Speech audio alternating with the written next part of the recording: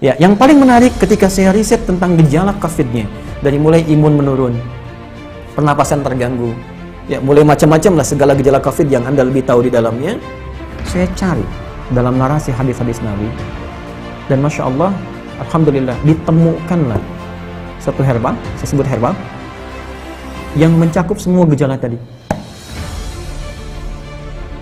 Dan itu, dunia internasional pun belum masuk ke situ.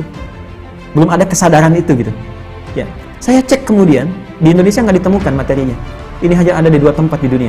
Rekomendasi kami siapapun yang ingin menguji dari pihak manapun, silakan uji di lab. Kalau betul terbukti ada manfaatnya, saya serahkan sepenuhnya untuk negara.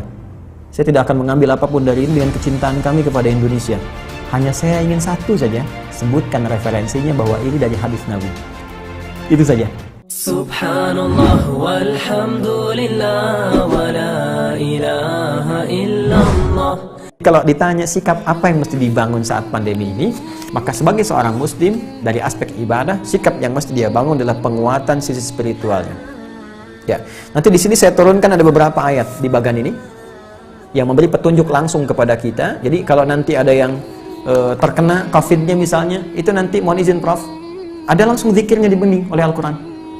Ya, bisa zikir yang standar Quran surah ke-26 ayat 80, zikirnya Nabi Ibrahim tuh. Wa idza maridtu fahuwa yashfin. Harus optimis. Kalau saya sakit pasti disembuhkan. Itu indah sekali di Quran itu. Jadi kalau Anda sakit pun mesti optimis sembuh. Ya, justru yang diajarkan tuh sikap optimisme. Saya selalu klaim ke teman-teman media tuh, Anda tuh gimana sih? 90% lebih sekarang berita tuh jelek semua. Kenapa nggak ditampilkan yang baik-baiknya? Ini sembuh begini, ini kekuatan begini. Itu kan motivasi gitu. Sekarang kita lihat setiap berita tuh A sampai B. Saya dari bangun tidur itu, ya setelah sholat, ngaji, macam-macam, saya jejerkan berita luar dengan dalam negeri. Itu beritanya 90% ke atas, jelek semua. Ini membuat manusia itu nggak semangat gitu. Ini mungkin frame yang kita mesti bangun. Mohon izin saya selesaikan sebentar. Nanti ada zikir yang standar, ada zikir Nabi Ayub. Ya, kalau orang sudah mulai vonis dokternya ini sulit, ventilator sudah dipasang, sesak macam-macam. Ini luar biasa ini ya. Nanti ada zikir Nabi Ayub di Quran surah ke-21 misalnya, ayat 83 sampai dengan 84, yang divonis oleh orang nggak mungkin sembuh, ternyata sembuh. Sekali lagi, optimisme yang dibangun, inna ma'al usri yusra, ini pasti selesai, bahasa psikologinya. La yukallifullahu nafsan illa wus'aha, nggak mungkin saya diuji kecuali saya mampu mengatasi itu semua. Itu kalimat-kalimat positif dalam psikologi yang bisa membuat imun kita semakin naik. Nah, sekarang saya cepat karena waktu saya berakhir. Bagaimana ikhtiar secara muawalahnya? Ya, tadi saya sudah singgung, ini barangkali mesti dikoordinasikan, dan alhamdulillah di pemerintah sudah membuat gugus tugas kan, gugus tugas COVID, ada penanganan secara sosial, sudah ada social distancing, physical distancing, sampai masuk juga ke ranah-ranah ibadah yang mau ke masjid ya, sudah ada fatwanya tersendiri. Itu nanti penerapannya itu yang harus disosialisasikan ke masyarakat, karena setiap tempat bisa beda kebijakan ya, nggak semua dipukul rata gitu. Ini kan menarik juga, satu wilayah yang sangat dalam nggak ada COVID harus social distancing di masjid, kan agak aneh juga gitu ya. Nanti itu ada detail tertentu di situ. Saya ingin masuk kepada langkah yang sangat menarik ya, Prof ini juga herbal, mungkin teman-teman yang lain di kesehatan juga, tapi saya nggak bisa buka ini ya spesies genusnya, saya ingin buka dulu sebentar. Tapi saya challenge ya, Bu Rektor, saya challenge ya nanti tim terbaik dari Unhas, kalau mau silahkan ke Bekasi, saya tunjukkan, karena saya sudah uji ini 6 bulan dan alhamdulillah 100% manfaatnya. Saya sudah zoom dengan 9 direktur rumah sakit, dengan pakar-pakar juga, dan kita support juga kepada bahkan beberapa kolega yang terkena COVID juga. Saya tidak katakan obat ya, karena obat harus ada uji klinis. Saya katakan herbal, nabawi, gitu kan? Ini apa namanya? Prophetic healing ya, jadi pendekatan dari Tibbun Nabawi, ada sesuatu yang sangat menarik. Nah, saya riset, sekali lagi riset gejala-gejala yang terkait dengan COVID dari hasil tadi, dari yang mohon maaf teman-teman sekalian, ada yang dari Tiongkok tadi, dari beberapa negara yang disampaikan datanya oleh 4 ya, filenya datang ke saya, dan ini hasil riset bukan sembarangan. Dari sini kita petakan kebutuhannya apa. Saya mau share begini ya, sebelum saya sampai ke herbal dulu. Ini Tiongkok. Ya, saya prinkan beberapa halaman. Ini ada 140 halaman lebih model Tiongkok ini. Tahukah teman-teman, saat terjadi COVID ini, mereka sudah mempraktekkan apa yang didorongkan bahkan oleh Nabi jauh-jauh hari sebelumnya. Tapi bukan dalam konteks yang pertama ibadah tadi. dalam konteks kehidupan muamalah dengan seluruh aspeknya, baik sosial, ekonomi, dan sebagainya. Saat terjadi ini, itu saya baca di laporan ini, pemerintah Tiongkok sudah mengumpulkan seluruh ahli medis dan herbal untuk berkumpul mengatasi, dulu masih epidemi di Wuhan. Mereka kumpulkan semua alternatif. Dan yang paling dahsyat, rahmat yang diisyaratkan Nabi, yang bisa berlaku di konteks muamalah, bisa masuk ke ekonomi, bisa masuk ke ranah sosial, itu mereka praktekkan. Mereka riset apa yang dibutuhkan untuk mengatasi wabah ini. Apa saja yang dibutuhkan. Lalu mereka minta ke dunia-dunia luar, dan dunia luar ya luar biasa dengan itikat baiknya.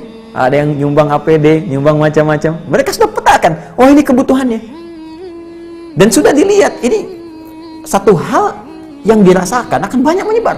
Karena dalam skala global, termasuk khususnya dalam politik global, ini kan isunya luas. Dengan 3 tipe itu, kan? Ada yang versi Amerika, versi Israel, ada yang versi Cina-nya, kan? Artinya ini kan sudah menyebar, dan mereka sudah lihat.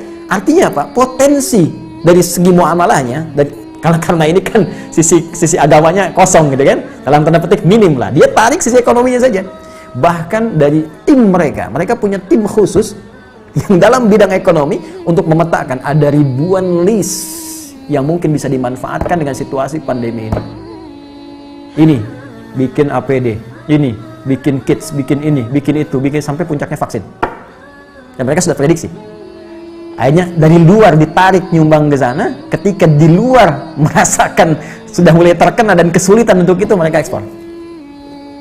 Saya beri contoh gini ya. Kami punya kelas riset. Kelas riset ini basicnya Al-Quran dan Hadis. Ada 5 kelas utama. Di antara 5 kelas itu nanti ada kelas pengusaha, ya, ada kelas dunia kesehatan. Kami tergabung dengan 400 dokter, ya, ada nakes dan macam-macam. Itu belajar semua kurikulum dari Al-Quran dan Hadis sesuai spesialisasinya. Jadi kalau dokter mata, apa kurikulum mata di Al-Quran? Kita turunkan dalam pembelajaran. Ya, dokter gigi, dokter ini macam-macam termasuk kaitan dengan apa yang kita kaji. Saya riset dengan teman-teman yang di dunia usaha. Ini akan ada kebutuhan APD, masker dan sebagainya. Sampai kami buat standar yang nanti akan ditetapkan oleh pemerintah. Ini standar APD. APD yang tersebar di Indonesia itu pionir pertama yang riset di antara kami. Ya, ini yang versi pemerintah untuk distandarkan. Ya, face shield. Kita buat face shield, masker. Tahu nggak teman-teman, Prof? Kita buat face shield untuk bantu masyarakat awal-awal. Bahkan kita gratiskan. Kemudian setelah itu kita ambil bahan baku harga sekian. Dari bahan baku 25.000 baru akan disupportkan ke masyarakat. Sudah ada di salah satu toko, saya nggak sebut nama, yang ngambil dari Tiongkok 60.000 dijualnya dan sudah lolos dengan semua ujinya. Saya ingin lihat dengan persepsi yang lain ya. Saya ingin lihat dengan persepsi, bukan persepsi kita menyoal, persepsi kita melihat bagaimana Tiongkok membaca peluang menjadikan ini sebagai rahmat dan sekarang diselamatin WHO. Selesai gitu kan. Mereka bebas, tapi mereka bisa meningkatkan sisi ekonominya. Kenapa kita nggak riset itu semua? Peluang apa yang bisa kerjakan kita sekarang? Kenapa teman-teman misalnya di wilayah Makassar, Sulawesi bisa tidak membuat batasan terbatas? Kenapa Anda nggak bikin aplikasi? Ya, meningkatkan ketahanan pangan. Riset, siapa yang jualan padinya, siapa yang jualan kentangnya, jualan sagunya, macam-macam. Aplikasi wilayah Makassar saja. Unhas jadi pionirnya. Yang butuh pangan ke sini, butuh ini ke sini. Mereka tinggal klik. Lokal hidup, nggak terganggu. Baru kita ngambil dari luar. Itu sisi ini. Ya, yang paling menarik ketika saya riset tentang gejala COVID-nya, dari mulai imun menurun, pernapasan terganggu, ya mulai macam-macam lah segala gejala COVID yang Anda lebih tahu di dalamnya, saya cari dalam narasi hadis-hadis Nabi, dan Masya Allah, Alhamdulillah, ditemukanlah satu herbal, saya sebut herbal, yang mencakup semua gejala tadi. Dan itu, dunia internasional pun belum masuk ke situ. Belum ada kesadaran itu gitu. Ya, saya cek kemudian di Indonesia nggak ditemukan materinya. Ini hanya ada di 2 tempat di dunia. Dan zaman Nabi sudah dipraktikkan. Ada gejala-gejala yang serupa pernah ditangani Nabi dengan pendekatan yang bisa diminum, bisa dimasukkan, teteskan ke hidung, bisa diasap gitu. Ya, itu ternyata saya cek sudah masuk jurnal, Prof sekalian. Ini materinya udah ada di jurnal. Ya, jurnal-jurnal ilmiah internasional. Saya ada beberapa jurnal nih yang sudah ada, ya. Tapi saya mohon maaf saya belum bisa zoom ya nanti. Maksud saya nanti saya bikin statement di akhir. Ini sudah ada zoom internasionalnya. Ini sudah tahu ternyata khasiat-khasiat ini herbal ini, tapi belum ada kesadaran bahwa ini bisa mengatasi persoalan yang tengah kita hadapi saat ini di pandemi COVID. Ya, saya keluarkan itu, saya lacak hadisnya. Dari sejak 18 Maret saya usahakan, saya dapatkan dari sahabat kami, karena ini hanya dapatkan di 2 tempat di dunia. Ya, di Himalaya dengan di Saudi bagian timur. Ini ada. Saya minta kemudian, dan itu alhamdulillah ada. Saya cobakan, ya kita treatment beberapa teman-teman yang isolasi mandiri ya, karena di rumah sakit kan tidak mungkin karena protokol kesehatan. Tapi menariknya kalau ada izin dari keluarga untuk kepentingan pribadi, boleh jadi pendamping suplemen. Kami 6 bulan coba ujikan itu, sampai dengan sekarang rekornya 100%. Hanya 3 hari paling lama. Ya, yang terkait dengan COVID ini saya tidak mengatakan obat ya. Kalau enggak besok nanti saya diundang. jadi saya katakan ini ada pendampingan prophetic healing. Kemudian saya sempat share juga Zoom dengan beberapa 9 direktur rumah sakit. Kita berikan bantuan juga itu dengan skala yang sangat terbatas. Dan menariknya, saya coba pesan itu 1 kali lewat online. Ya, ingin tahu gitu kan, ada dilacak. Ini sudah jadi produk internasional, tapi dengan arah pengobatan tertentu, bukan ke COVID, ya, bukan gejala-gejala ini. Dan belum tahu kalau ternyata itu bisa untuk gejala yang dimaksudkan. Jadi kalau kita pesan pun ada, cuma kualitasnya belum tentu sama karena ada 15 spesiesnya, 15 spesies. Nah, saya coba pesan, ya, saya minta staff saya pesan, coba saya pengen tahu nyampe nggak ke kita barangnya. Tahukah Anda apa yang terjadi? Begitu saya pesannya lewat ke Himalaya, ternyata barang yang datang ke kami harus masuk dulu ke Cina, dan ketika saya terima di Indonesia, addressnya, alamatnya dari Wuhan. Anda bisa bayangkan bagaimana bisa kontrol terhadap itu pun mulai ada kesadaran, dan di beberapa tempat sekarang mulai ada kesadaran untuk itu. Saya sudah menyampaikan kepada relasi terkait teman-teman, saya katakan begini sampai ke negara pun, jika negara membutuhkan ini dan benar, ya silahkan uji. Rekomendasi kami siapapun yang ingin menguji dari pihak manapun silahkan uji di lab. Kalau betul terbukti ada manfaatnya, saya serahkan sepenuhnya untuk negara. Saya tidak akan mengambil apapun dari ini dengan kecintaan kami kepada Indonesia. Hanya saya ingin satu saja, sebutkan referensinya bahwa ini dari hadis Nabi. Itu saja. Ya, jadi saya juga challenge teman-teman yang di Unhas, nanti boleh timnya main ke sini.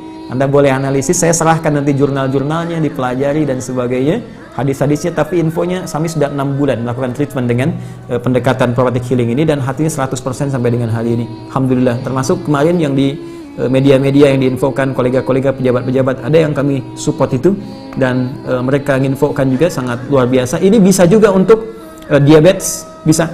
Kemudian kemarin ada yang kompleks antara diabetes dengan liver, dia menggunakan medis. Ya, medis belum ada pengaruh, mungkin belum cocok saja, mohon izin ya. Lalu coba kami support dengan itu, dia selesaikan medisnya, dia tidak minum dulu, dia konsumsi itu, kami berikan, karena ini hanya 2 pekan, hanya boleh dikonsumsi dalam 2 pekan, kemudian selesai, 1 pekan baru nyambung kembali. Apa yang terjadi? Hanya dalam 3 hari terjadi pemulihan yang sangat luar biasa, dia sudah bisa ke masjid, sudah beraktivitas, dan sudah normal kembali. Saya ingin katakan begini, betapa ini rahmat untuk kita dalam aspek bawah malah. Kita bisa terbuka, bangsa kita bisa lebih kreatif, bikin APD, bikin peluang, bikin macam-macam, semua sifat makro dalam bernegara itu bisa kita dudukan di sini. Ya, dari segi ekonomi apa sih yang bisa kita ambil manfaat dari sini? Jangan dikeluhkan semua. Ya, dari segi ibadah sudah selesai tadi. Ya, dari segi kehidupan sosial seperti apa? Ada banyak hikmah yang bisa kita gali, silaturahim, penguatan di keluarga, ya, penguatan di kampus dan sebagainya, dan tentunya teraplikasikannya nilai-nilai kebangsaan dengan nilai yang lebih luas. Saya kira itu yang bisa saya sampaikan. Ya, sebagai uraian dengan basic tadi apa yang dimintakan. Saya pikir Bapak Ibu lebih memahami apa yang saya sampaikan, dan saya banyak belajar dari Bapak Ibu sekalian. Ini hanya share saja apa yang saya temukan, boleh jadi Anda menemukan yang lebih baik dari apa yang pernah saya risetkan. Saya kira demikian yang saya sampaikan sebagai uraiannya. Kami ucapkan terima kasih.